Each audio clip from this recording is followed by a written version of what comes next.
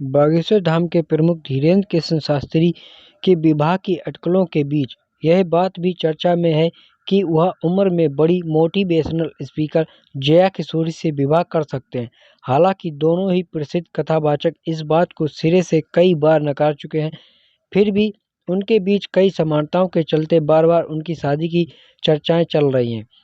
बागेश्वर धाम के प्रमुख धीरेन्द्र कृष्ण शास्त्री मीडिया से चर्चा के दौरान कई बार इस बात को दोहरा चुके हैं कि वे गृहस्थ जीवन में बंधने वाले हैं। उन्होंने यह भी कहा कि जब उनकी शादी होगी तो वे जरूर सबको बताएंगे। धीरेन्द्र कृष्ण शास्त्री ने यह भी कहा कि विवाह के बंधन में बंधने के बाद भी धर्म और समाज की सेवा की जा सकती है। विवाह को लेकर उनके द्वारा एक कारण यह भी बताया गया है कि उन पर भविष्य में किसी प्रकार का कोई गंभीर आरोप ना लगे, इसलिए वह शादी करेंगे। इन्हीं सब कारणों से धीरेन्द्र कृष्ण शास्त्री विवाह करने वाले हैं, लेकिन किसके साथ करेंगे यह अभी स्पष्ट तौर पर नहीं बताया है। हालांकि राजस्थान की रहने वाली जया किशोरी उर्फ जया शर्मा के साथ उनका नाम बार बार जोड़ा जा रहा है। इसके पीछे कई कारण भी बताए जा रहे हैं।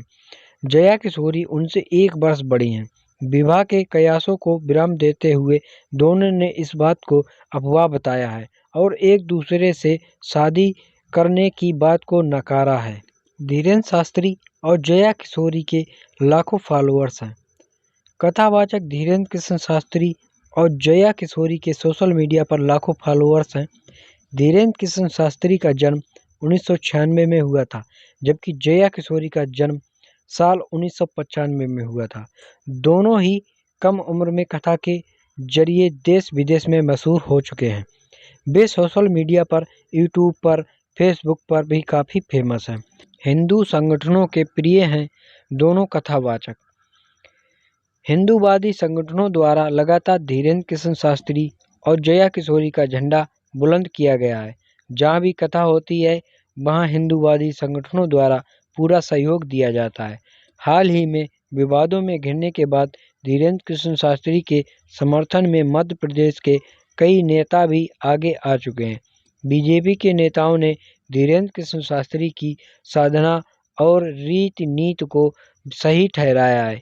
इसी तरह जया किशोरी के कार्यक्रम में भी कई बड़े नेता दिखाई देते हैं। आमतौर पर हिंदूवादी संगठन के नेता और बीजेपी के जनप्रतिनिधि इनके फॉलोअर्स की सूची में शामिल हैं। रामचरितमानस पर दिए गए विवादित बयानों पर भड़के धीरेन्द्र कृष्ण शास्त्री इस बात पर जोर दिया है कि इस तरह की अभद्रता बर्दाश्त नहीं की जाएगी। धार्मिक ग्रंथ को किसी को आहत पहुंचाने की अधिकार नहीं है।